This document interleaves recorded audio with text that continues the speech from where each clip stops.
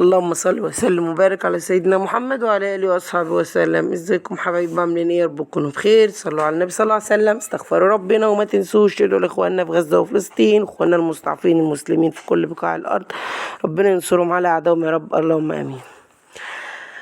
يا ريت اللي مش مشترك في القناة يشترك في القناة ويفعل زر الجرس عشان يوصل لكم كل الوصفات والفيديوهات بتاعتي. ما تنسوش اللايك والشير.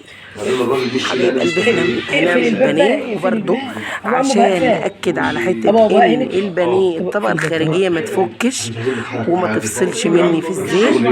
لا، هقول لكم انا بعمل ايه. ده دقيق متبل ومحطوط عليه نشا وربع معلقة بيكنج باودر، واللي في الصينية ده خلطة عاملة حاطة فيها شرايح بانيه. جبت البانيه بتاعي عملت له خلطة عبارة عن ايه، عشان بس انا ما صورتش الحتة دي. عبارة عن علبة زبادي او حليب او لبن او رايب او مية لو ما فيش، وحطيت عصرة ليمونة وكمان معلقتين خل وزودتهم مية، وحطيت معلقتين 3 كده دقيق، وعملت عجينة سايلة حطيت فيها شرايح البانيه. كنت هعمل كمية فخدتها وقعدت بقى كده وقعدت فرشت بمعنى صح كده على الطبلية وقعدت اشتغل. دلوقتي انا خدت البانيه اول كفر وحطيته، عشان ما يفكش مني لازم اضغط عليه بايدي كويس جدا في الدقيق. عايزين تضيفوا كريسبي او بقسماط براحتكم، انا ما كنتش ضايفه حاجه غير هو الدقيق والنشا بس.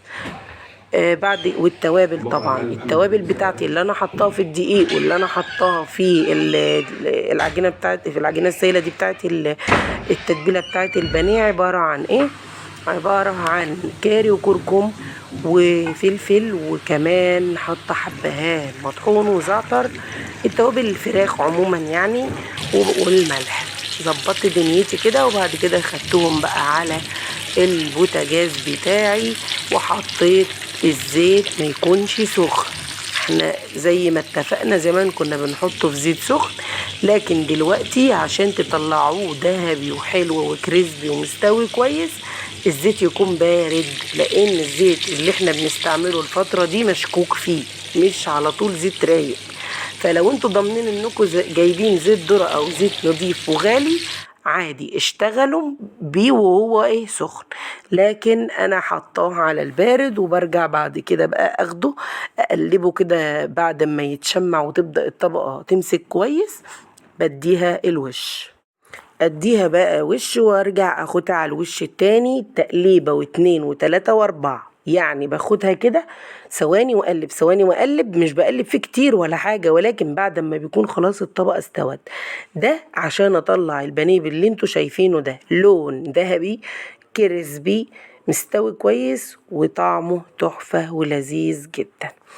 لو عجبتكم بقى الوصفة ياريت ما تنسوش اللايك والشير، واللي مش عامل متابعة للصفحة يعمل متابعة، واثبتوا الصلاة على النبي في التعليقات. بحبكم في الله، اشوفكم في فيديو جديد في رعاية الله. ما تنسوش تصلوا على النبي وتستغفروا ربنا وتدعوا لي دعوة حلوة بظهر الغيب.